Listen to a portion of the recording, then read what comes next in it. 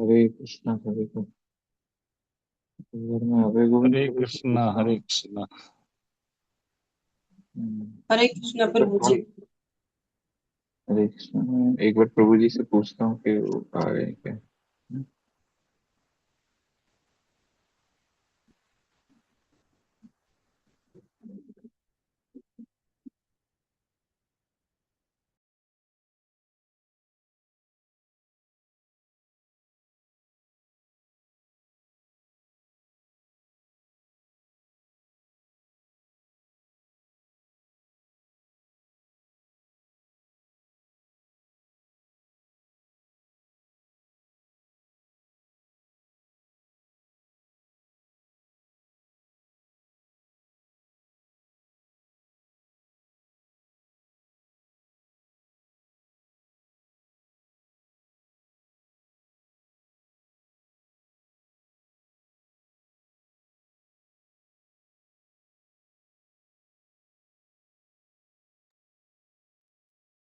प्रभु जी बस आशा है।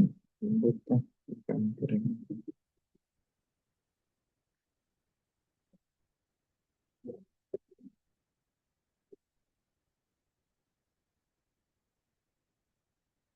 आज वैसे अभय गोविंद प्रभु लेने वाले हैं क्लास, पर मुझे अभी वो फोन ज्वाइन कर लेते हैं जनरली, और अभी वो फोन भी नहीं उठा रहे हैं। देखते हैं। मैंने भी अभी प्रिपेयर नहीं किया, तो ऐसे ही फिर चर्चा कर लेंगे।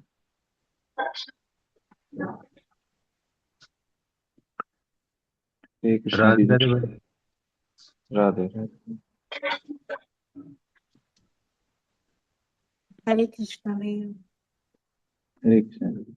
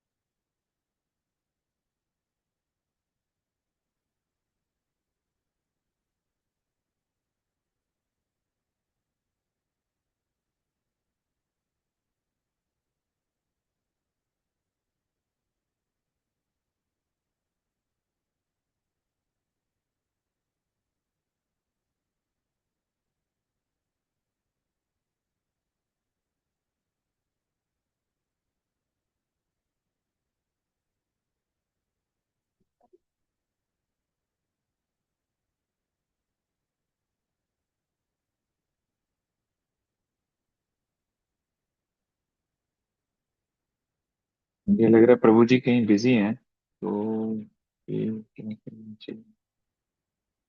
मैंने भी एक्चुअली प्रिपेयर नहीं किया है कुछ भी लेक्चर, तो क्या करें दीदी। भैया पिछली बार यार रिपीट करवा दो, वैसे भी भूल ही गई हैं। नहीं, पिछली वाला तो मुझे वैसे याद नहीं है, क्योंकि पीपीटी तो प्रभु जी के पास ही थी। तो पिछली बार वाला मैं एक काम करता हूँ कि मैं यूट्यूब से देख के अपन चर्चा कर सकते हैं। अम, ऐसे कोई प्रश्न है, मतलब भक्ति में या क्या है। अभी मैं आपको एक अनुभव बताता हूँ।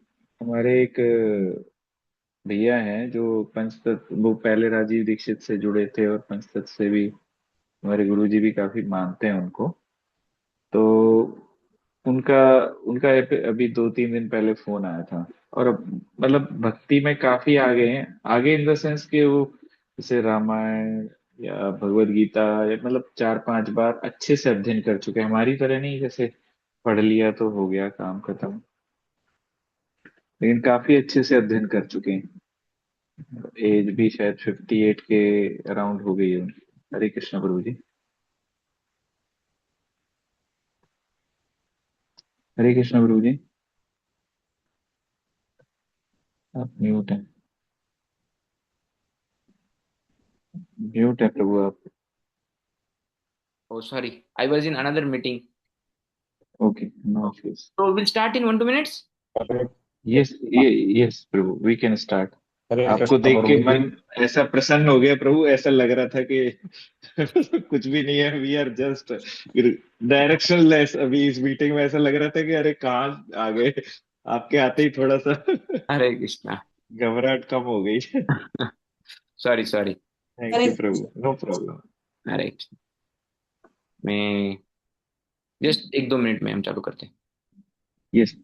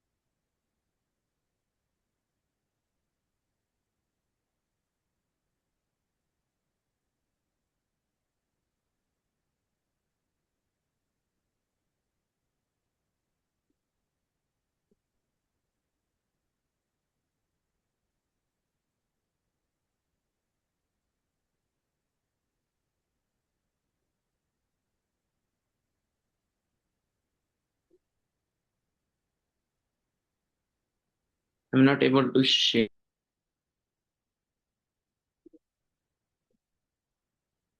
शेयर नहीं कर पा रहे हैं। हाँ, एक मिनट, ड्रॉप हो गया। यहाँ पे विमल भाई आप हो क्या? रवि आप हो क्या?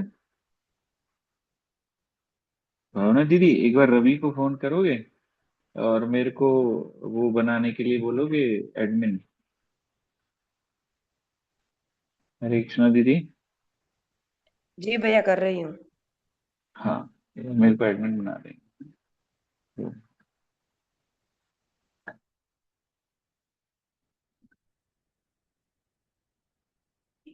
प्रभु जी शायद ड्रॉप हो गए, कुछ तो उनके यहाँ सिग्नल का प्रॉब्लम है।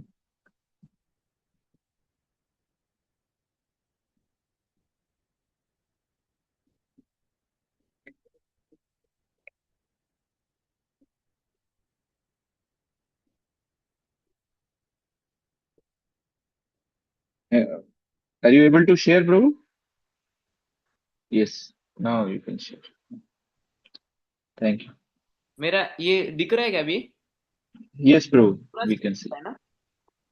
यस। ओके।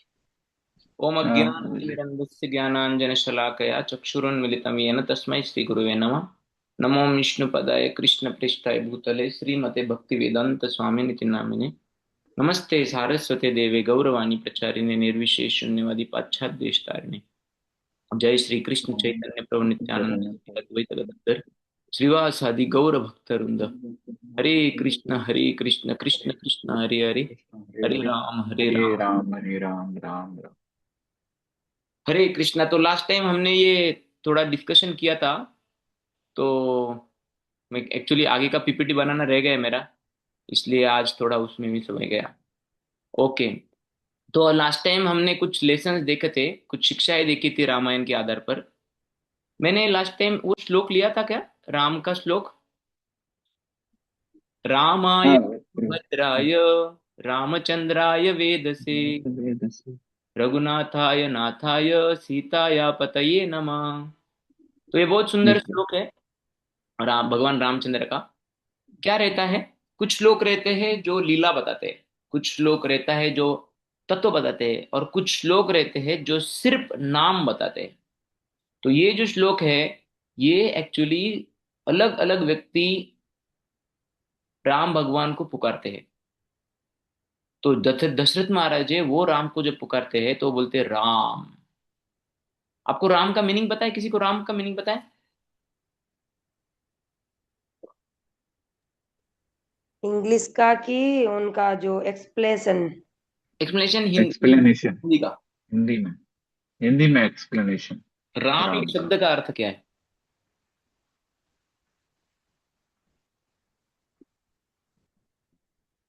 राम मतलब जो आपको आनंद प्रदान करता है। तो राम जो है, जिसमें रम जाए। जिसमें रम जाए, मन रमता है, यस। और रावण मतलब जो आपको रुलाता है। तो रामायण एक ऐसी कथा है जिसमें राम और रावण, ये दो प्रकार की पर्सनैलिटी है। एक्चुअली वैसा ही हमारे जीवन में भी कुछ लोग रहते हैं जिसको देखते ही हम बहुत खुश हो जाते हैं, और कुछ लोग रहते हैं जो सामने आते ही हम रोना चालू करते हैं। तो ऐसे दोनों प्रकार के लोगों का हमने सामना करना पड़ेगा जीवन में, ठीक है नहीं? तो राम, राम ये शब्द था जो आनंद देता था। राम ये शब्द का जो अर्थ है, वो उनको दशरथ जी पुकारते थे। तो दशरथ पुकारते होते उनको राम। रामाय रामचंद्राय। रामचंद्र कौन पुकारता था पता है आपको? जो उनकी माताएं थी, तीन माताएं। कौन तीन माताएं थी? कौशल्या, कैकेयी और सुमित्रा माता। हाँ, तो तीनों को ये राम को देख के ही बहुत ही शीतलता महसूस होती थी। इसलिए कैसी शीतलता? एक चंद्र के जैसी शीतलता। इसलिए राम को वो बोलते थे रामचंद्र। और उस रामचंद्र को प्रणाम, इसलिए रामचंद्राय, रामाय रामचंद्राय। जो ब्राह्मण थे, वो ब्राह्मणों के लिए ये राम भगवान एक बहुत ही पवित्र व्यक्ति थे। तो पवित्र को जनरली बोला जाता है भद्र। तो इसलिए राम जी को ये ब्राह्मण लोग क्या बोलते थे? राम भद्र। और उनको प्रमाण प्रणाम मतलब राम भद्राय। रामाय रामचंद्राय रामभद्राय वेदसे। वेद से मतलब वेदों में सबसे ऊपर। तो जो वशिष्ठ और विश्वामित्र थे, जो गुरु थे, गुरुवर्यों को रामचंद्र एक वेदों का साक्षात स्वरूप मानते थे। तो इसलिए वो उनको बोलते थे वेदसे। और जो रघुकुल के जो सिपाही थे, सोल्जर थे, उनके लिए राम भगवान मतलब रघुकुल के तिलक, एक रघुवंश के तिलक। इसलिए रघुकुल के व्यक्ति जो हमारे आश्रय है, वो है रघुनाथ। ये रघुनाथ को हम प्रणाम करते हैं, इसलिए राम नाथाय, सॉरी रघुनाथाय, रघुनाथाय नाथाय। और जो बाकी जो दास थे, विभीषण हो गया, सुग्रीव हो गए, उनके लिए भगवान एक उनके नाथ थे, उनके मालिक थे, क्योंकि वो सभी ऐसे दास के रूप में थे। तो इसलिए उनको वो राम राम भगवान को बोलते थे हे नाथ। जैसे आप में से कितने लोगों ने नरसिम्हा अवतार का मूवी देखा? उसमें था ना, हे नाथ। सुना आपने?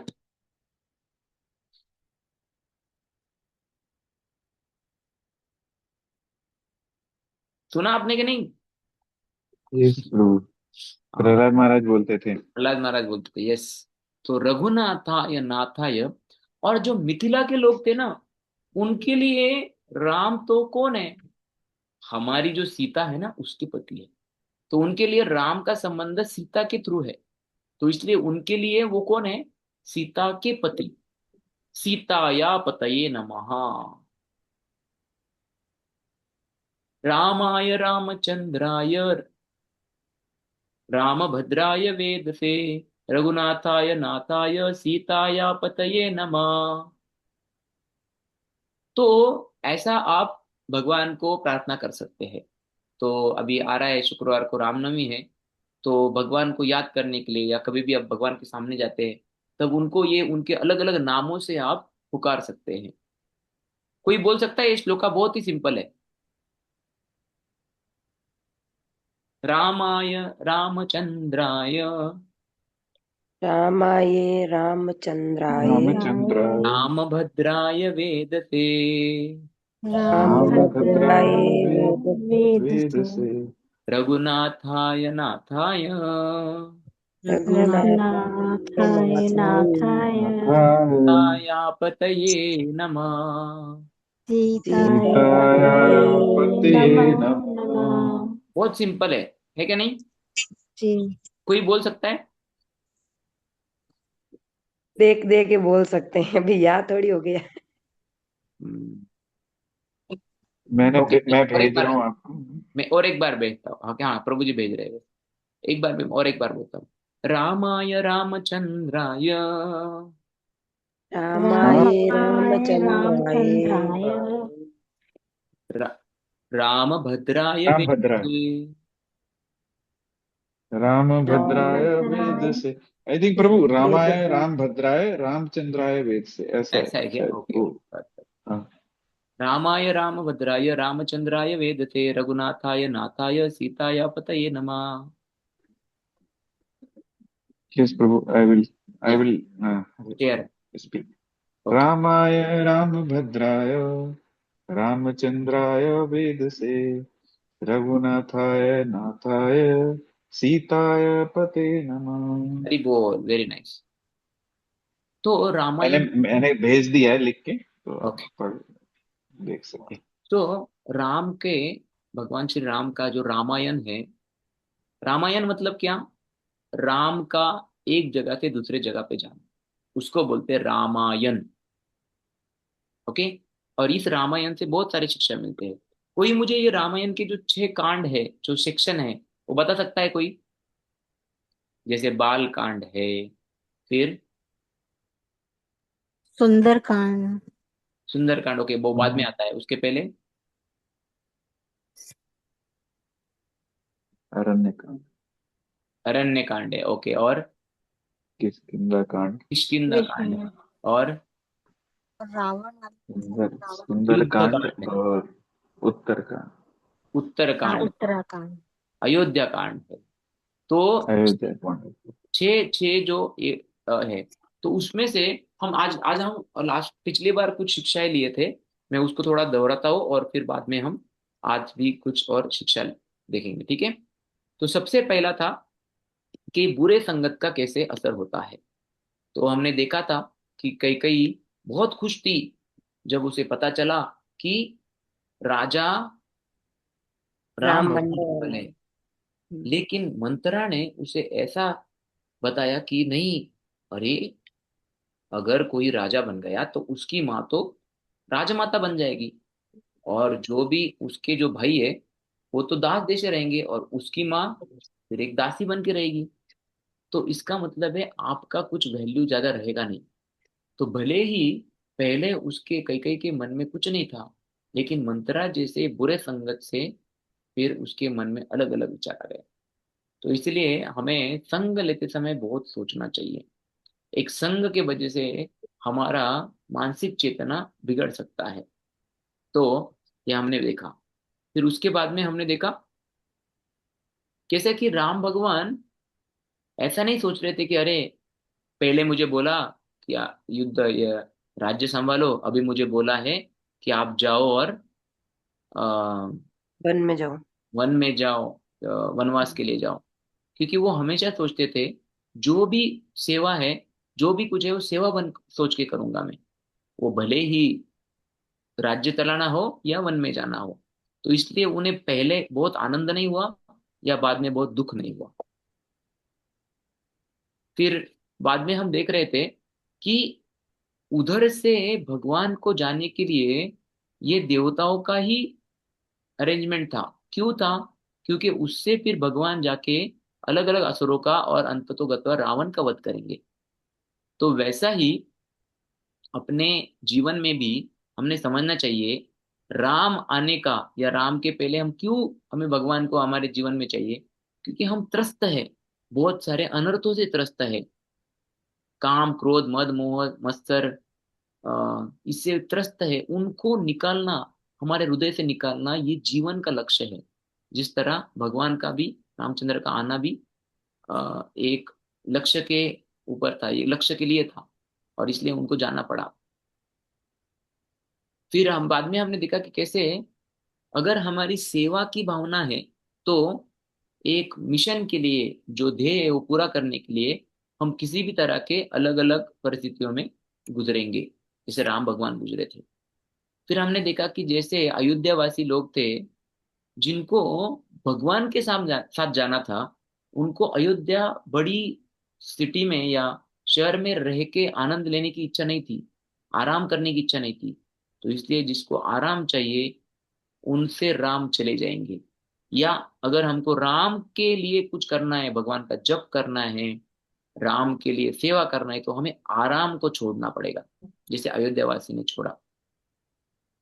फिर हमने देखा कि जब बाकी सब अयोध्यावासी जंगल में सोए हुए थे चित्रकूट में, और वो सब वो गए थे, भारत भरत ने सबको जाने की व्यवस्था की, पुल बनाए, रास्ते बनाए, और सभी अयोध्या वासियों को लेके गए वो रामचंद्र के पास।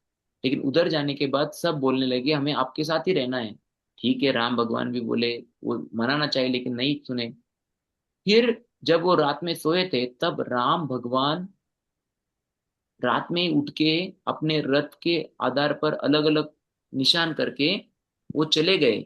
और वो चले गए किसी को ना बताए, क्योंकि सब सोए हुए थे। तो इसी तरह हम अगर भक्ति में अलर्ट रहेंगे, तो फिर हम भगवान की सेवा कर पाएंगे। अलर्ट नहीं रहेंगे हम, आलसी रहेंगे, सोते रहेंगे, तो फिर भगवान की सेवा नहीं कर पाएंगे, भगवान हमारे जीवन में ज्यादा देर तक नहीं रहेंगे। फिर हम देख रहे थे कई कई के लिए भरत ने कितना कुछ बोला, लेकिन वैसा अगर कोई आध्यात्मिक व्यक्ति हमें बोलता है, तो वो हमारे हित के लिए ही रहता है। जिस तरह प्रहलाद महाराज भी अपने पिता हिरण्यकश्यप को कितने बुरे वचन बोले, लेकिन वो सब उनके हित के लिए थे।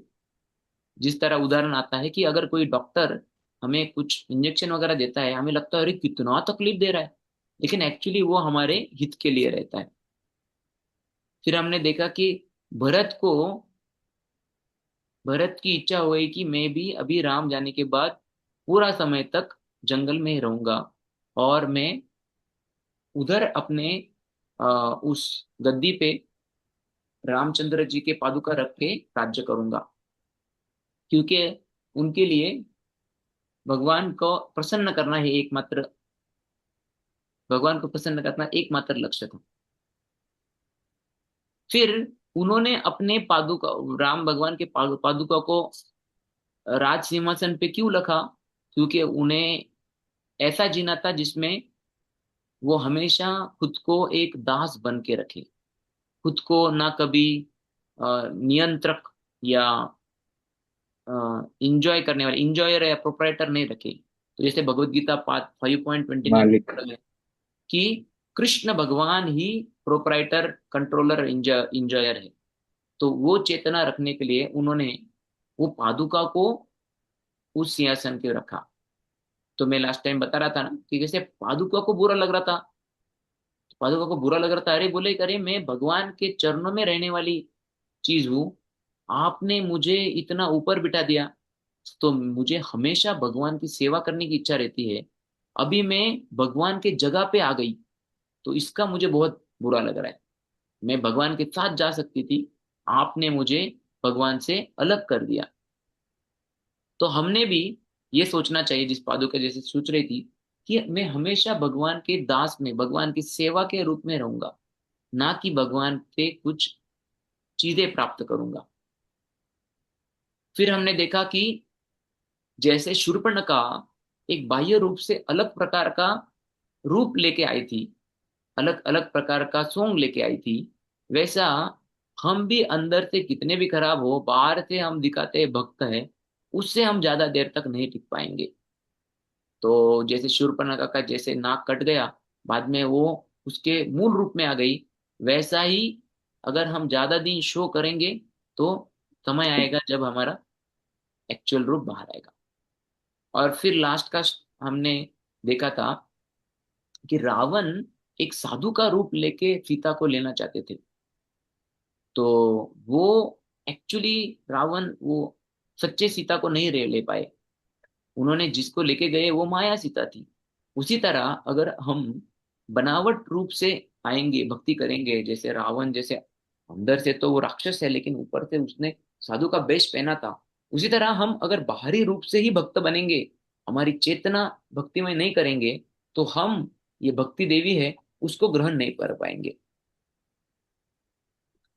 तो फिर हम आगे देखेंगे आज कि उसमें भी अभी और भी अलग अलग शिक्षाएं हैं। एक मिनट,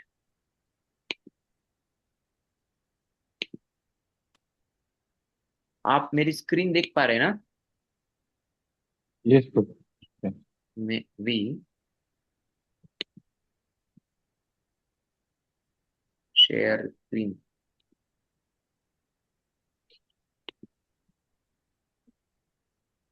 ओके, तो अभी हम अगले लेसन देखेंगे। मेरी स्क्रीन दिख रही है आपको? यस प्रभु। स्लाइड तो जी दिख रहा है? स्लाइड दिख रही है ना? यस हाँ प्रभु जी we can प्रभु, see। दिख रही है। तो अभी हम अगला शिक्षा देखेंगे कि सीता मैया एक एक प्रेम, इस सीता मैया को बहुत सारे जो अलग अलग आचार्य है वो बोलते हैं कि हमें अपनी शिक्षाओं के लिए रामायण जो है उस तरह से देखना चाहिए कि सीता एक जीव है, जिस जीव को रावण रूपी अनर्थ लेके जाते हैं लंका रूपी भौतिक जगत में। मतलब अयोध्या या पंचवटी ये एक आध्यात्मिक जगत है, लंका एक भौतिक जगत है। तो सीता मैया एक जीव का प्रतीक है। इस जीव को रावण रूपी जो अनर्थों से भरा हुआ अपना जो चेतना है वो उठा के कहाँ लेके जाता है? लंका में। तो और उस लंका से बचाने के लिए हमारे पास गुरुजन आते हैं। तो वो गुरु रूपी है हनुमान या लक्ष्मण। लक्ष्मण भी आदि गुरु है जिन्होंने बताया कि आप इस रेशा से बाहर मत जाओ। और हनुमान भी एक गुरु है। हनुमान का एक गुरु का प्रतीक करते हैं क्योंकि वो अंगूठी रूपी हरिनाम को हमारे पास लेके आते हैं। तो इसलिए बहुत सारे आचार्य बताते हैं कि इस जीव को आध्यात्मिक जगत से भौतिक जगत में आना पड़ा, लेकिन आने के बाद भी आना क्यों पड़ा? क्योंकि उसने आध्यात्मिक जो अथॉरिटी थी उनका माना नहीं। जिस तरह सीता मैया को जब वो हिरण देखा तो वो उसने बोला कि रामचंद्र मुझे हिरण चाहिए। जैसे ही हम ऐसे बनावटी कुछ इंद्रिय तृप्ति के साधनों का इच्छा करते हैं तो क्या होता है? तब राम हमारे से चले जाते हैं। जैसे सीता मैया ने बोला मुझे वो हिरण चाहिए, जैसे वो बोले तो राम चले गए। उसी तरह हमारे जीवन से भी राम चले जाते हैं जब हम भौतिक चीजों का आश्रय लेते हैं तब। और उसके बाद में क्या होता है? गुरु ने हमें कुछ रेशा दिए है, लक्ष्मण रेशा। वो रेशा को हमको पार नहीं करना है, तो वो रेशा को हम बोल सकते हैं चार नियमों का पालन। नशा पान नहीं करना, मांसाहार नहीं करना, फिर और क्या नियम है? जुआ व्यभिचार नहीं। और जुआ बेचैन नहीं। जुआ नहीं नहीं। खेला, जुआ जुआ नहीं नहीं। खेला। और गुरु ने बोला है कि तुम सिर्फ ये 16 माला का जप करो और ये चीजें मत करो। उससे फिर हम हमारे आध्यात्मिक चेतना को बचा के रख सकते हैं। जिस तरह लक्ष्मण ने बताया कि सीता मैया आप इस लाइन के अ, आगे मत जाओ। लेकिन जब जीव सुनता नहीं तो फिर वो भौतिक चक्कर में फंस जाता है। तो लक्ष्मण जी एक गुरु का प्रतीक है। लेकिन उतना होने के बाद भी गुरु गुरु हमें फिर से सुनिए, तो चार्जर लगवाना है, जल्दी हमको ले आइए। फिर से मीटिंग छोड़ने मीट के लिए आते हैं, हमको बचाने के लिए आते हैं। तो हनुमान जैसे जीव नेक्स्ट रूपी सीता लंका में थी, वो लंका में भी जाकर गुरु, हनुमान रूपी गुरु उधर जाके सीता मैया को छोड़ेंगे। इसका मतलब क्या है? अरे हम भौतिक जगत में सड़ रहे हैं, हमें ये भौतिक चेतना के वजह से कितने सारे तकलीफ हो रही है, लेकिन वहां पे गुरु आकर, उनको आना अच्छा नहीं लगता लेकिन इधर आते हैं और जीव को छुटकारा पाकर देते हैं। दिलवाते हैं। तो हम ये माया रूपी जो हरण है उसके वजह से इस भौतिक जगत में बंधे हुए हैं। तो जो मरीच था वो क्या हुआ? उसने क्या किया? उसने भगवान को, उसने झूठा प्रॉमिस दिया। तो देखो मारिच को दो ऑप्शन था, तो वो आगे आएगा, एक मिनट। यस, ओके, मैं बाद में शेयर करता हूँ। अभी हम अगला देखेंगे। जब सीता मैया ने वो हिरण देखा तो उन्होंने बोला मुझे हिरण चाहिए। और फिर थोड़ी देर में रावण एक साधु का रूप लेके आ गया। और फिर उसने जैसे ही वो रेखा पार करने चला गया तो उधर से अग्नि आ गया। अग्नि आ गए तो वो डर गया। तो उसको पता चला, अरे मुझे बाहर बुलाना पड़ेगा। तो उधर फिर रावण ने सीता मैया को बोला, माते भिक्षाम देही। और फिर सीता मैया बाहर आ गई। सीता मैया को इतना अच्छा लगा, अरे इस जंगल में भी मैं सेवा कर पा रही हूँ, कोई तो साधु मेरे पास आया है, उनको बहुत अच्छा लगा। लेकिन सीता मैया को बोला था लक्ष्मण जी ने कि आप इस लाइन से आगे मत जाना। तो जब रावण उधर थे एक साधु के वेश में, सीता मैया ने बोला कि साधुवर आप इधर आइए। तो रावण बोला कि नहीं, मैं आगे नहीं आ सकता, आप इधर आइए। तो सीता का भी एक वीकनेस था। हमारे आचार्य कहते हैं सीता का क्या वीकनेस हो सकता है, एक तो भक्ति देवी है, वो तो अपनी लक्ष्मी जी है, उनका क्या वीकनेस हो सकता है। उनका एक वीकनेस था कि वो हमेशा रुद्र सेविका, मतलब बड़ों का हमेशा सेवा करने के लायक थी। मतलब ये वीकनेस नहीं है, लेकिन आचार्य इस तरह से उसको बोलते हैं। तो उनकी हमेशा बहुत ही तीव्र इच्छा थी कि मैं साधुओं का सेवा करूं। और इसके पहले भी चित्रकूट में सीता, माता सीता, राम भगवान और लक्ष्मण जी, उन्होंने अलग अलग साधुओं का सेवा किया, उनको कंदमूल दिया और फिर उनसे कथा सुना। तो इधर भी जब लक्ष्मण नहीं थे और राम भगवान भी नहीं थे, तब सीता मैया को लगा, अरे मैं ऐसे किसी साधु का सेवा करे किए बिना कैसे उसे जाने दे सकती हूँ। इसलिए उसने कैसे भी करके आगे चली गई। लेकिन जैसे ही वो आगे चली गई, रावण ने सीता मैया को पकड़ लिया। एक्चुअली जैसे हम पहले देखे थे, वो सीता मैया रियल नहीं थी। वो जो लक्ष्मण रहते थे वहां से आगे जो चली गई, वो माया सीता थी, वो सच्ची सीता नहीं थी। लेकिन आचार्य हमें एक शिक्षा देने के लिए बताते हैं कि जिस तरह एक अगर हम जीव की तरह समझे सीता को, तो ये सीता का क्या वीक पॉइंट था ना, वो माया को पता रहता है, या रावण रूपी माया को पता है, इसलिए उसने उनको बाहर बुलाया। उसी तरह कभी कभी हम भक्ति करते हुए भी हमारा क्या वीक पॉइंट है ना, ये माया को पता है। अगर माया को पता है कि अगर हम ना हमारे रिश्तेदार बोलेंगे तो फिर उनका सुन के हम जपा कम कर देंगे, तो माया ऐसी चाल चलेगी कि किसी तरह से अपने घर वाले, पति पत्नी या बच्चे बोलेंगे, अरे अभी बस हो गई, पापा आप अभी ये कोई जपा ये कितना कोई देर उम्र करोगे, है क्या? देखिए उम्र है क्या, अलग अलग कारण देंगे। और माया को पता है अगर उनसे आएगा तो फिर हम भक्ति बंद करेंगे। नहीं। तो माया को सब पता रहता है कि हम किस तरह से हम भक्ति में बाधा आ सकती है, कौन सी चीज है जिससे हम ज्यादा परेशान हो सकते हैं। तो इसीलिए हमको हमेशा अपने सुपीरियर के गाइडेंस में रहना चाहिए और भक्ति का पाथ पर एक निर्देशन के अनुसार जीना चाहिए। अन्यथा वो जो चीज है जिससे हम एक्चुअली भक्ति नहीं कर पाएंगे, उसमें बराबर माया हमको ट्रैप करेगी। ठीक है। फिर अगला चीज है, देखो अभी हम कंपैरिजन करेंगे। देखो एक जटायु था और एक मारीच था, दोनों भी मर गए, इस लीला में मर गए कि नहीं। ये हम्म। लेकिन मरीच का क्या हो गया, मरीच नरक में जा। रावण के लिए राम के हाथ से मरा, और जटायु राम भगवान के लिए रावण के हाथ से मरा।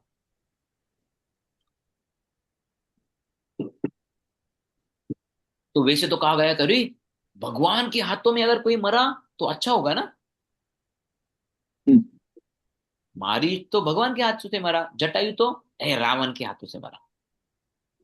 तो दोनों मर गए, राइट। लेकिन कौन भगवान के हाथ से मरा, इसलिए उसका उसका कीमत ज्यादा होगा ना, उसका सरेंडर ज्यादा होगा कि नहीं, हम्म। होगा कि नहीं। हो- मतलब श्रेष्ठ कौन होगा होगा, लेकिन मरीच हो गया या जटायु हो गया। जटायु। कैसे प्रभु जी, भगवान के हाथ से मरा तो फिर ज्यादा मूल्य होना चाहिए ना, रावण के हाथ से मरने से क्या फायदा होगा।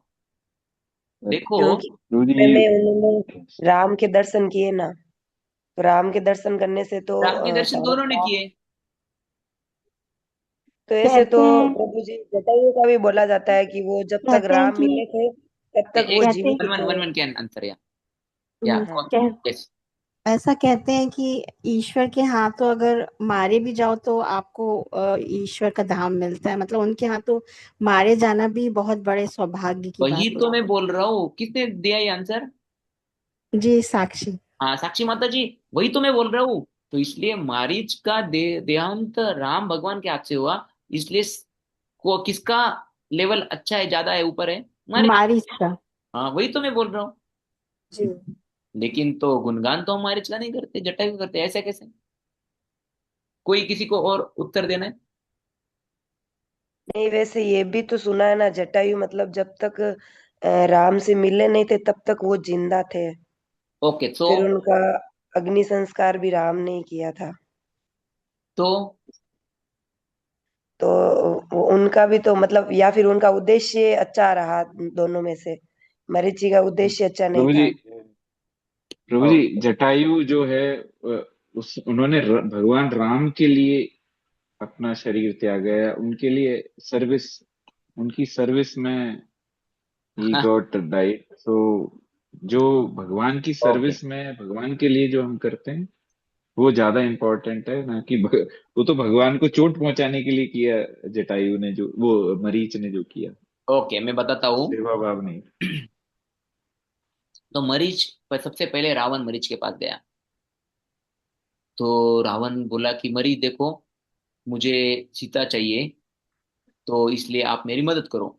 मरीच बोला, अरे तुमको पता है, मैं इसके पहले भी गया था वो राम के साथ युद्ध करने। मुझे एक बाण मारा, मैं लंबा समुंदर के उस पर जाके पड़ा। इसलिए उस जगह का नाम पड़ा मरीच से मॉरिशस। मॉरिशस नाम क्यों पड़ा?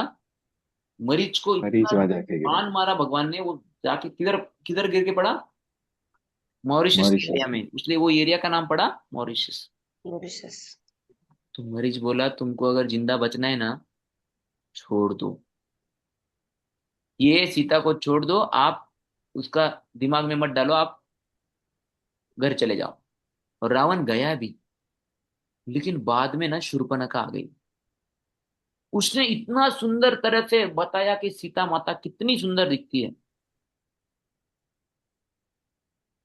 फिर और उसके बाद में, देखो उसने पहले भी बताया था, देखो भैया मेरे को इतना मारा, ये किया, क्या मेरे आपकी बहन के लिए आप थोड़ा कुछ नहीं करेंगे? रावण बोला, ज्यादा टेंशन मत ले, इधर बैठ। लेकिन जब शूर्पणखा ने बोला, रावण भैया आपको पता है, उधर एक लड़की है, उसका नाम है सीता, और उसने उस सुंदरता का वर्णन किया। देखो, सीता के सुंदरता का वर्णन राम ने भी किया था, लक्ष्मण राम ने भी किया था हनुमान को। हनुमान बोले, ओ माते सीता, और उधर जाके फिर उनको सीता के प्रति आदर निर्माण हुआ। और उसी सीता का वर्णन शूर्पणखा ने भी किया रावण को। तो बोलने वाले का और सुनने वाले का क्वालिटी कैसा है, उसके अनुसार उसी वर्णन से किसी के प्रति एक सेवा की भावना उत्पन्न हुई, और किसी और के प्रति उससे भोग की लस्ट। भावना तो दृष्टि उत्पन्न नहीं। हुई, लस्ट उत्पन्न हुआ। तो शूर्पणखा से कहने से रावण के मन में सीता के लिए भोग करने की इच्छा व्यक्त हुई। इसलिए हम किससे सुनते हैं वो बहुत महत्वपूर्ण है। तो फिर जब शूर्पणखा ने बताया तो रावण को लगा, अरे मुझे अभी सीता चाहिए। फिर अगली बार फिर से गया वो मरीच के पास, और बोला, देख मरीच, मैं अभी तुमसे सुनने के लिए नहीं आया हूं। तो तुम सोच ले, तुमको मेरे हाथों से मरना है या राम के हाथों से मरना है? तो मरीच को लगा, देखो ना, वैसे तो मैं मरने तो वाला है हूँ, भगवान के हाथों से मर। तो वो गया, एक हरिन हरिन बन के गया, सोने। मर गया। अभी जटायु का क्या हुआ? जटायु 60,000 साल का था।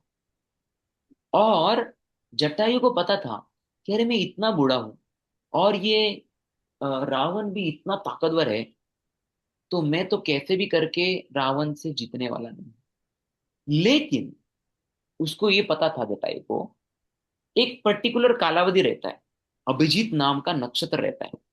उस समय पर अगर कोई भी व्यक्ति एक जो दूसरी चीज प्राप्त करना चाहता है, उस चीज को अगर वो लेके गया तो वो चीज हमेशा उसकी हो जाएगी। लेकिन अगर वो अभिजीत नक्षत्र के समय पर उसको वो चीज नहीं मिली तो फिर वो उसको कभी नहीं मिलेगी, भले ही थोड़ी देर बाद में वो वही चीज को लेके जाए। तो जटायु को पता था कि अरे, अगर सीता मैया को अगर इसने अभिजीत नक्षत्र के समय पर लेके गया तो सीता मैया कभी रिटर्न नहीं आ पाएगी, लेकिन इसने अगर थोड़ा डिले कर दिया तो फिर इसको सीता मैया कभी नहीं मिलेगी। तो इसीलिए यदि इसको पता था कि मैं तो मरने वाला हूं, मेरा तो पराभव होने वाला है, फिर भी मेरे अंतिम समय तक मैं इससे लड़ूंगा और कैसे भी करके वो जो अभिजीत नक्षत्र का समय है उसको हटाऊंगा। I will pass, I will let him pass that time. तो फिर उसने बहुत युद्ध किया, करते करते वो इधर से झपट रहा था जटायु रावण को। फिर रावण ने अपनी मायावी शक्ति से एक तलवार से जटायु का एक पंख ही काट दिया। जैसे पंख काट दिया तो ऐसा खून फैला ऐसा, और सीता मैया भी देख नहीं पा रहे थी। सीता मैया ने अपने अपने आंखें बंद कर दी। लेकिन फिर भी रावण जा रहा था, उसको कैसे भी करके वो जो समय था अभिजीत नक्षत्र का वो निकालना था। फिर वो एक पंख से उसने दिखा रही सीता मैया जा रही, तो फिर एक पंख तो टूटा हुआ था, एक फेदर क्या बोलते हैं उसको, एक विंग। तो फिर दूसरे विंग से कैसे भी करके लटक के फिर जटायु ने अपने चोंच से रावण को तकलीफ पहुंचाने का प्रयास किया। तो उसको लगा जब तक मेरे अंदर प्राण है मैं सीता को जाने नहीं दूंगा, और उसको देख के सीता मैया रो रही थी। तो जटायु ने वैसे तो करके तो जटायु तो मर गया, जटायु का तो सब एफर्ट फेल हो गया, लेकिन फिर भी उस उसके फेल्यूर में भी उसका जीत है, वो हार में भी वो जीत है। एक्चुअली क्यों और भी ऐसा भी जीत होता है कि अगर जीत कोई लेते कॉलेज हैं में जल्दी। कोई किसी को एग्जाम में फेल हो गया और वो आगे नेक्स्ट स्टैंडर्ड में चला गया, ऐसा होता है? नहीं होता ना। लेकिन यहाँ पे हुआ। क्यों? उसने अपने पूरे श्रम लगा दिए भगवान की प्रसन्नता के लिए। तो भक्ति में भले हम जीते या हारे, हम कितनी मेहनत करते हैं भगवान की प्रसन्नता के लिए वो महत्वपूर्ण है। तो इधर वो रावण को सीता लेके जाने के लिए उसने अपोज किया, और मारीच ने रावण को सीता लेके जाने के लिए असिस्ट किया। इसलिए भले दोनों भी मर गए, और भले ही मरीच भगवान के हाथ से मर गया, लेकिन जो जटायु का गति था वो उच्च था। ओके। फिर हम देखेंगे अगला अगला अगला शिक्षा है कि किस तरह हमें धैर्य, हमें पेशेंस मतलब संयम और उत्साह रखना चाहिए। तो आगे जाके फिर राम भगवान जब सीता मैया को ढूंढ रहे थे तो वो आए शबरी के गुफा के पास। उसको उनके गुरु ने बताया था कि अरे राम आएंगे। तो मातंग ऋषि बोल के उनका एक आश्रम था। एक्चुअली शबरी एक जब 8-9 साल की थी तब उसने, उसकी जब शादी होने वाली थी तब उसने देखा, अरे मेरे शादी में इतने सारे जानवरों को काट दिया जा रहा है। तो फिर उसी समय वो अपने माता पिता के पास गई, क्योंकि वो थोड़े लोअर कास्ट की थी और वहां पे वैसी प्रथा थी, शादी के दिन बहुत सारे प्राणियों को काटते थे। लेकिन उसको वो अच्छा नहीं लगा। फिर उसी दिन वो घर से चली गई तो उसको देखा पास में एक, थोड़े आगे जंगल से जाने के बाद वहां पे एक आश्रम था। वो आश्रम में बाहर से उसने देखा अरे बहुत सारे ऋषिगण यहाँ पे सेवा कर रहे हैं, भक्ति कर रहे हैं। तो उसने थोड़ा सेवा करने का प्रयास किया है। तो वहां पे एक मातंग ऋषि थे, उन्होंने देखा अरे ये छोटी लड़की सेवा कर रहे हैं, तो उन्होंने देखा और उसने उसको पूछा क्या है, क्यों आ गए आप यहाँ पे। तो फिर उनको कैसे भी करके, मतलब वैसे तो श्री को नहीं दिखा रखा, लेकिन उसने सेवा के लिए रखा। और जब महात्मा गुरु जी वहां से चले गए तो उन्होंने इसको बताया, चबरी को बताया कि बहुत सालों के बाद यहाँ पे राम भगवान आएंगे, और वो फिर आप उनकी सेवा कर पाओगे, और फिर तब आपका मुक्ति मिलेगा। तो महात्मा ऋषि ने जो बताया उसके ऊपर उसको, उसके ऊपर उन्होंने धैर्य रख के रोज सेवा करती गई, रोज भगवान के लिए हार बनाती गई, रोज भगवान के लिए फल लेते गई। फिर उन्होंने बहुत ही उत्साह से और हर दिन सेवा किया। उन्होंने धैर्य रखा और पेशेंस मतलब सहनशीलता रखा उन्होंने। तो इतना दिन तक, हजारों साल तक अगर किसी का वेट करना है तो उसके लिए कितना पेशेंस लगेगा। तो उन्होंने पेशेंस रखा। उन्होंने बहुत ही डिटरमाइंड मतलब बहुत ही धैर्य से भगवान का, गुरु का सेवा किया और बहुत ही उत्साह से भगवान के लिए फल इकट्ठा किए। तो ये हम सीखते हैं शबरी से। ठीक है। तो शबरी के फल के बारे में बहुत हम सुनते हैं। फिर आगे जाकर भगवान रामचंद्र आए पंपा सरोवर के पास। और क्योंकि सुग्रीव ये बहुत ही घबराए हुए थे और वो देख रहे थे यहाँ पे कौन कौन आता है, तो इसलिए उन्होंने हनुमान जी को एक अलग सा रूप आ, लेकर जाने को बोला और देखने बोला कौन ये व्यक्ति है। तो उधर भगवान रामचंद्र और लक्ष्मण जी जो उधर थे, तो हनुमान जी आए और एक ब्राह्मण का रूप लेके आए।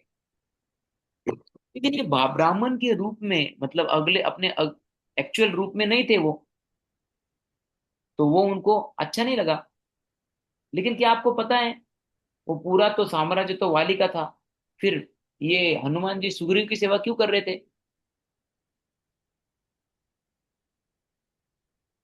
क्योंकि सुग्रीव सही था और हनुमान जी सही के ऑनेस्टी की तरफ थे। मतलब नहीं। बाली बेईमान था, मतलब उसने नहीं सुग्रीव की पत्नी को।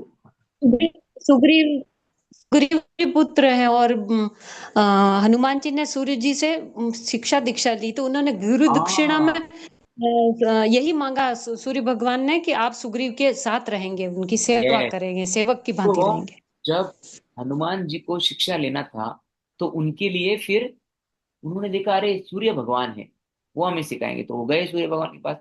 लेकिन सूर्य बोले कि मुझे तो इतना गोल गोल घूमना पड़ता है। तो बोले ठीक है, मैं भी आपके साथ घूमूंगा। लेकिन अगर सूर्य आगे देख के अपने रथ से जा रहे हैं तो एक शिक्षक के तरफ मुड़ के देखना पड़ेगा ना। जब भी हम शिक्षा दे रहे थे, हम उसके पीछे पीछे भाग रहे, वो आगे आगे क्लास ले रहा है, ऐसा तो नहीं चलेगा ना।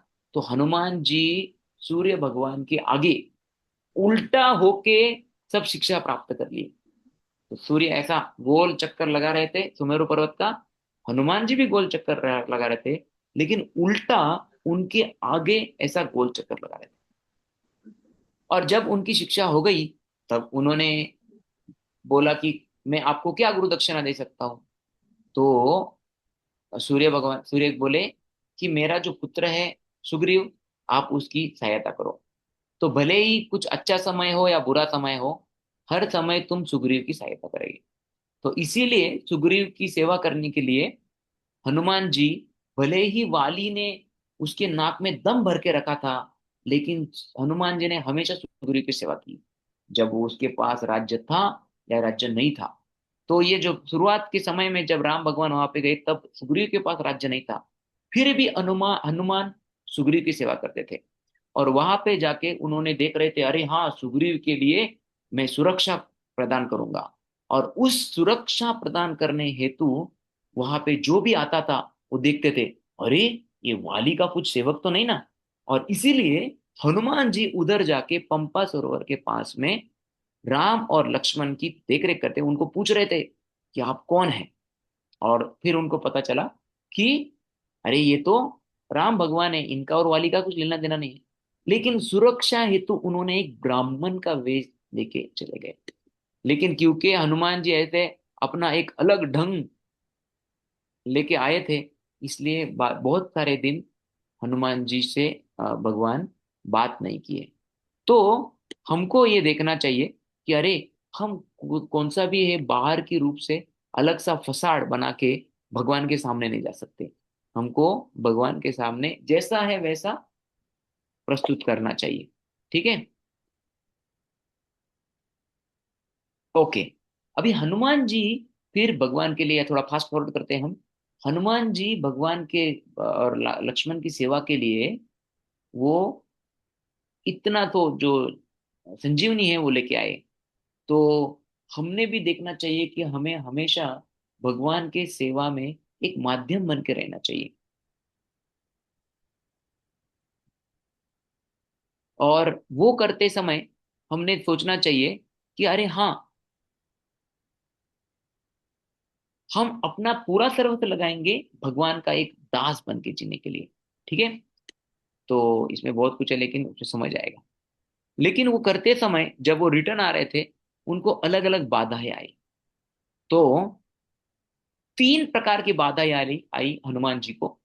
वो तीनों ही बाधाएं एक श्रीलिंगी थी, क्योंकि हनुमान जी एक ब्रह्मचारी थे ना, इसलिए। तो सबसे पहली बाधा थी, मेनका नाम का एक पर्वत आ गया। तो ये मेनका नाम का पर्वत बोल रहा था, अरे हनुमान जी, आपको कितनी परेशानी है, थोड़ा सा आप विश्राम कर लो। लेकिन हनुमान जी बोले नहीं, मुझे जल्दी से जल्दी ये आ, आ, जो आ, मुझे ये उधर राम का बीजापुर कार्य बोल सकते। जब तक हाँ पूरा नहीं हाँ, होगा विश्राम नहीं करूंगा। विश्राम नहीं लेना। तो इस तरह हमने भी सोचना चाहिए कि कभी भी भक्ति में सेवा करते समय, हमारा जपा करते समय, हमने आलस नहीं करना चाहिए, हमें कंफर्ट नहीं ढूंढना चाहिए, हमारा उत्साह हमेशा बरकरार रखना चाहिए। अगला जो अ, राक्षस आ गया, वो क्या था, एक सुरसा नाम का राक्षस था। और उसने बोला कि देखो, आपको मेरे अंदर, वो एक राक्षस एक श्री बोल के था, तो बोले कि पहले मुझे मेरे अंदर जाना पड़ेगा, फिर ही मैं, तभी मैं आपको जाने की अनुमति दूंगी। तो हनुमान बोला, मैं अंदर, आपके अंदर जाऊंगा तो आगे कैसे जाऊंगा? बोले नहीं, लेकिन मेरा ये रूल है। हनुमान बोले, मैं बहुत बड़ा हूं। तो पहले तो हनुमान बहुत छोटे थे। जैसे ही ये सुरसा आ गई, हनुमान बड़े हो गए। हनुमान 10 योजना हो गए, फिर वो सुरसा 20 योजना हो गए, फिर हनुमान जी 30 योजना हो गए, फिर वो सुरसा 40 योजना हो गए। ऐसा करते करते करते दोनों अपना अपना साइज बढ़ा रहे थे। फिर एक समय आ गया, तब हनुमान एकदम छोटे बन गए, उनके मुंह में गए और बाहर आ गए। बोले, देखो तुम्हारा कंडीशन कंप्लीट हो गया। तो ये हमें ये सिखाता है कि देखो, अहंकार के वश पर हम हमेशा दूसरों को बहुत बड़ा बड़ा दिखाते हैं। लेकिन अगर जब हम नम्र हो जाएंगे, तब हम क्या करेंगे, तब भी हम सेवा कर पाएंगे। तो भक्ति में हमेशा हमको नम्र बन के, छोटे बन के रहना है। छोटे बन के रहो, राधे राधे कहो, ऐसा एक सॉन्ग है। तो हमने छोटे बन के बहुत सारा सेवा करना है। तो तीसरा जो प्रॉब्लम आ गया हनुमान को, वो है सिम्मिका नाम की एक राक्षस। तो जो ऊपर से जो भी जाता था, उसके परछाई को पकड़ लेते थे। तो हनुमान जी कहा, अरे मैं आगे क्यों नहीं जा रहा हूं? तो उन्होंने देखा, अरे आगे क्यों नहीं जा रहे, मेरी जो परछाई है ना, वो किसने पकड़ी हुई है। फिर उधर तो हनुमान को उसको एक अच्छा दंड देना पड़ा। तो कभी कभी बहुत सारी चीजें जो हमको पीछे खींचती है हमारे सेवा में, उधर हमको थोड़ा एक स्ट्रांग स्टैंड लेना पड़ेगा, है क्या नहीं? तो इस प्रकार के अलग अलग डीमन आए हनुमान की, हम लोगों को रोकने के लिए। ओके। अभी अगला लेसन है कि जब रावण ने सीता को कैद करके रखा था, तब रावण को एक अलग गैर समझ था, गलत फहमी था। क्या था? उसको लगता था, अरे बार बार मंदोदरी मुझे बोलती है सीता को छोड़ दो। क्यों बोल रही है पता है आपको? क्योंकि उस वो ना सीता से बहुत ईर्ष्यालु हो रही है। या कभी कभी रावण को विभीषण आके बोलता था कि अरे सीता को छोड़ दो। लेकिन रावण को लगता था, क्यों बोल रहा है ये, उसको मेरा अच्छा देख नहीं पा रहा है वो। तो जब हम व्यक्तियों से ईर्ष्या करते हैं, अब जब हम हमें अपने अपने ही लोगों के ऊपर विश्वास नहीं रहता, तो वो भले ही आपको कुछ अच्छी सलाह दे, आप सुनते नहीं। जैसे मंदोदरी बता रही थी रावण को, आप सीता को छोड़ दो। फिर विभीषण बोल रहा था, भैया आप सीता को छोड़ दो, नहीं तो आपका खुद का काल आएगा। लेकिन उसने सुना नहीं। तो जब तक हम भक्ति में सादे नहीं रहते, सिंपल नहीं रहते, या हम नम्र नहीं रहते, तब तक फिर हम अपने लिए जो अच्छी चीज है वो भी नहीं समझ पाते। तो इसलिए हमें नम्र बनना बहुत ही महत्वपूर्ण है। फिर आगे हम देखते हैं, थोड़ा सा हम फास्ट फॉरवर्ड जाएंगे। मैं जस्ट अभी जस्ट 3-4 मिनट लिया तो चलेगा प्रभु जी? यस प्रभु, एट और twenty it's nine okay, we can complete, या ओके। तो जब भी हम एक विषय वस्तु को पूरी करने का प्रयास करते हैं, तो धीरे धीरे फिर हम अपनी अधोगति प्राप्त करते हैं। जैसे भगवत गीता में दूसरे अध्याय में 62 और 63 का श्लोक है, ध्यायतो विषयान पुंसा संगस्तेषुपजायते, संगात संजायते काम, कामात् क्रोधो विजायते, क्रोधात् भवति सम्मोह, सम्मोहात् स्मृति विभ्रम, स्मृति भ्रंशात् बुद्धिनाशो, बुद्धिनाशात् प्रणश्यति। तो धीरे धीरे जब हम इंद्रिय विषय वस्तु के पीछे भागते हैं, तो धीरे धीरे उस विषय वस्तु से आसक्त होते हैं। आसक्त होने के वजह से फिर हम मोह में पड़ते हैं। मोह से क्रोध उत्पन्न होता है। क्रोध से सम्मोह, हमारा बुद्धि चला जाता है। सम्मोह स्मृति विभ्रम, फिर हम कुछ अच्छा डिसीजन नहीं ले पाते हैं। श्रुति वंशात बुद्धि नाशो, बुद्धि नाश पनश्यति, उस तरह फिर हमारा नाश हो जाता है। इसलिए भक्तों ने हमेशा सोचना चाहिए कि अरे मैं 4 नियमों का पालन करूं, मांसाहार नहीं करना, व्यभिचार नहीं करना, अ, जुआ नहीं खेलना, और शराब नहीं पीना, हाँ कौन सा भी नशा प्रकार नहीं का करना। नशा नहीं करना। ये चीजों से मुझे बचना चाहिए। और मेरा जो नित्य नियम से जप है, भले मैं 4 माला 8 माला करता हूँ, करती हूँ, उसको मैंने हमेशा पालन करना चाहिए, उसमें रोज करना चाहिए। जब हम किसी चीज के प्रति आसक्त होते हैं, फिर हमारा दिमाग काम नहीं करता, फिर हम हमारी भक्ति खो बैठते हैं। जिस तरह रावण एक सीता मैया को आकर्षित हो गया, उसे भोग की इच्छा हो गई, और उसने अपना खुद का सर्वनाश ले लिया। ओके, फिर आगे है, जब भी हम भगवान के बारे में सुनते हैं, तब हमें हमारा जो सोया हुआ कृष्ण प्रेम है वो जागृत होता है। तो भगवान रामचंद्र एक परमात्मा के रूप में सबके हृदय में है, रावण के हृदय में भी है। और रावण को अगर मारना भी था, तो भगवान इधर से ही उसका स्विच ऑफ कर देते, है क्या नहीं? लेकिन ये सब लीला में भगवान और सीता मैया को कितने सारे मुश्किल से जाना पड़ा। लेकिन जब इतने मुश्किल से चले गए, उसके वजह से भगवान की जो ये अच्छी कथा है, रामायण कथा, वो अभी हमको प्राप्त हो गई। तो भगवान ने इतना सारा लीला क्यों रचा? या जैसे परीक्षित महाराज है, उनका जैसा युवा अवस्था में उनको शाप मिला, फिर वो शाप के वजह से फिर उन वो गए और उन्होंने भागवतम सुना। और उन्होंने जो भागवतम सुना, वही भागवतम उसी असेंबली में रुकने वाले होने वाले सुत गोस्वामी, उन्होंने दूसरों को सुनाया। उस तरह से हमको ये भागवतम मिला, तो हमको अच्छा भागवतम मिला, हमको रामायण मिला। ये सब लीलाएं भगवान ने रची, किसके लिए? जिसके वजह से हमारे हमें अलग अलग लीलाओं का श्रवण हो सके। तो भगवान का ये अलग अलग लीला रचने का कारण एक ही है, जिससे हमें वो भगवान के प्रेम प्रीति आ सके भगवान भगवान की की। प्रीति उपलब्ध हो। वो अलग अलग लीलाओं को सुन के, और इसके वजह से कितने सारों को सेवा मिल गई। जैसे कितने सारे बंदरों ने भगवान की सेवा की ब्रिज बनाकर, है क्या नहीं?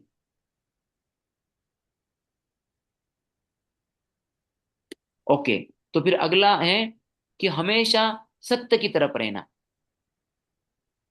जैसे विभीषण को पता था कि अरे भले ही मेरा भाई है, लेकिन ये बुरा चीज कर रहा है। तो क्योंकि विभीषण को लगा अरे मुझे तो सत्य की तरफ रहना चाहिए, उसको मन में डाउट भी आ गया, अरे मैं हूं किसी शत्रु का भाई, ये शत्रु के भाई को राम भगवान कैसे स्वीकारेंगे?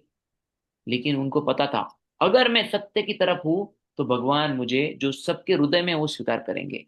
तो जब वो गए अपने 4 एसोसिएट्स, मतलब क्या बोलते हैं उसे, संगियों के साथ, तो वो जो 4 संगी तो रिटर्न जाने वाले थे, और जब बाकी वानरों ने देखा, अरे कोई तो आ रहा है उधर शत्रु की तरफ से, तो सबने चिंताजनक से सोचा कि अरे हाँ, अलग बहिरुगा रूप लेकर वो हमारे से जानकारी लेने के लिए आया है। लेकिन विभीषण को पता था ऐसा होगा, फिर भी वो विभीषण बोले कि नहीं, मैं अगर सत्य की तरफ जाऊंगा तो भगवान मुझे अपनी तरफ लेंगे, और मेरा कुछ अच्छा होगा जब वो मैं सत्य की तरफ जाऊंगा।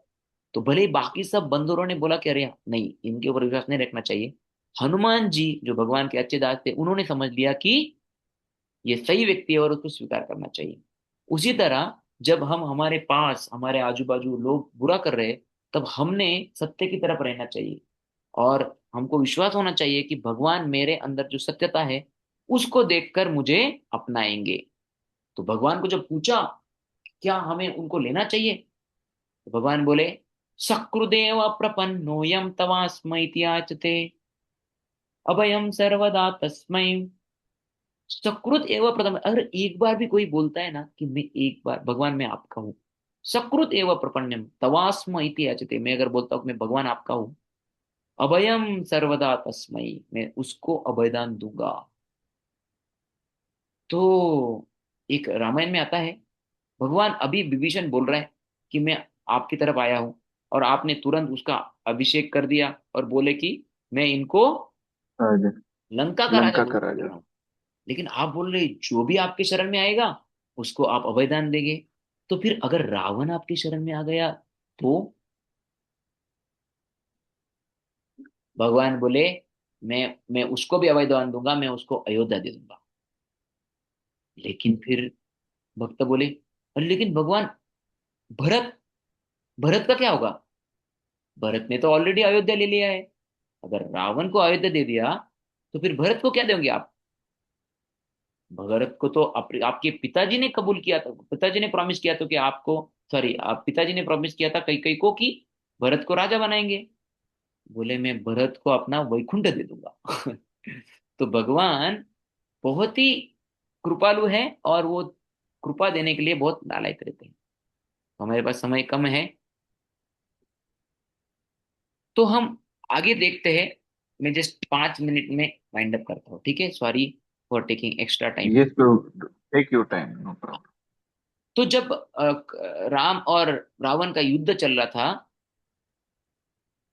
तो उसके पहले उनको ब्रिज बनाना था, और ब्रिज बनाने के लिए भगवान ने सभी वानरों को सेवा के लिए बोला कि हम सेतु बनाते हैं। लेकिन सेतु बनाने के लिए समुंदर रास्ता ही नहीं दे रहा था। तो फिर भगवान बहुत क्रोधी हो गए, और उन्होंने फिर उनको एडवाइस दिया, देखो तुमको समझ रहा है कि तुम किससे पंगा ले रहे हो? तो जब लोग सीधे सीधे नहीं समझते उनको समझाना पड़ता है। तो भगवान ने उनको अच्छी तरह से समझाया। तो उस सेवा में फिर लग गए, वानर लग गए, विभीषण भी लग गया। और विभीषण ने भगवान को एक सहारा दिया, एक इंफॉर्मेशन दिया कि किस तरह वो रावण को मार सकते हैं।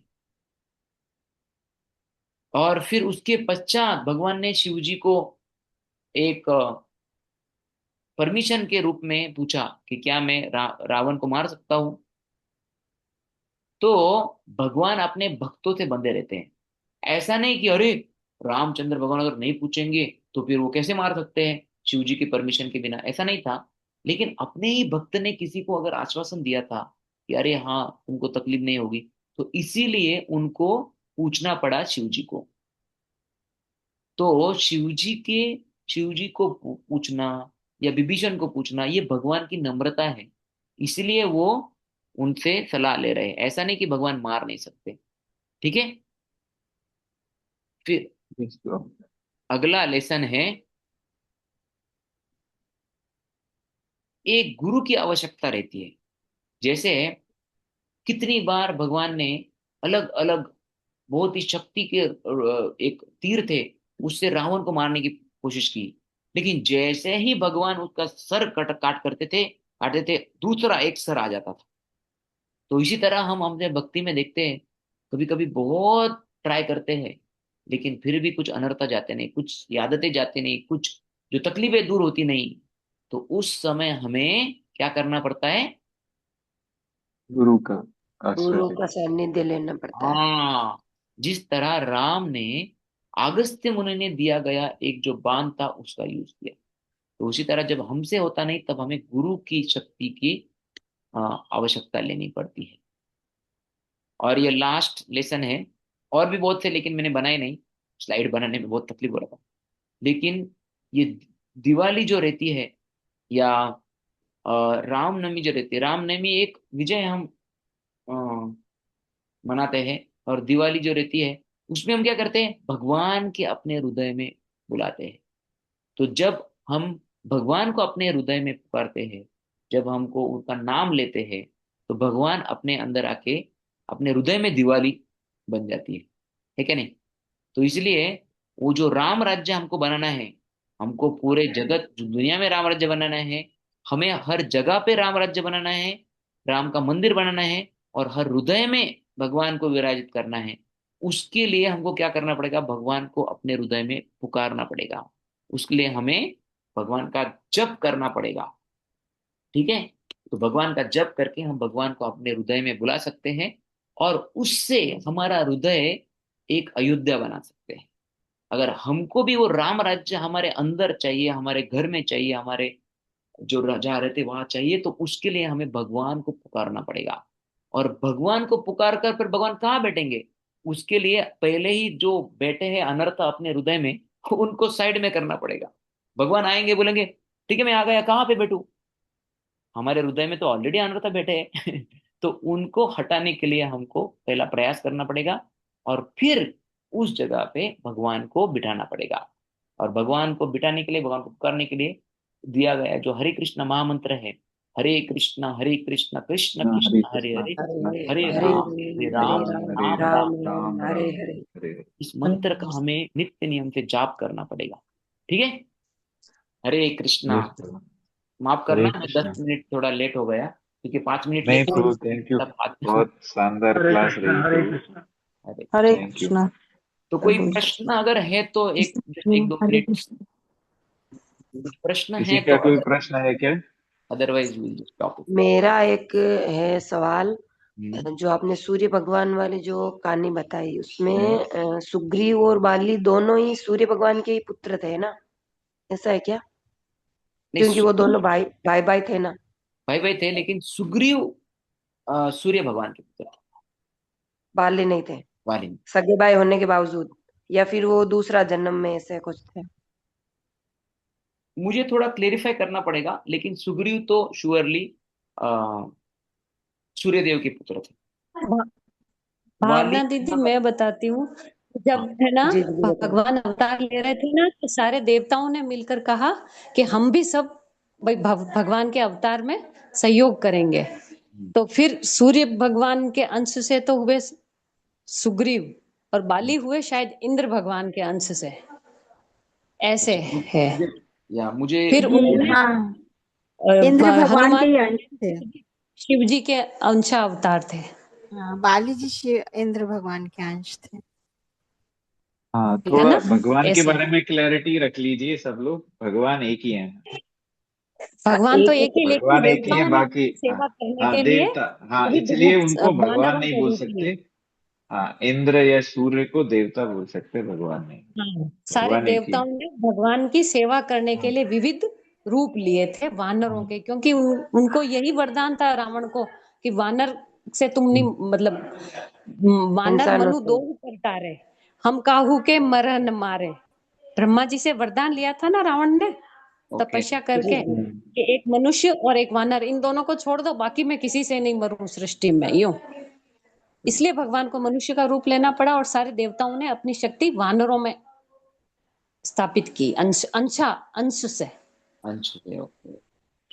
जी जी ऐसे बहुत फिर उन्होंने हमें वानरों में इस जानकारी है तरह से बहुत। नल नील जो थे ना, वो विश्वकर्मा के अंश थे। अंश से हैं।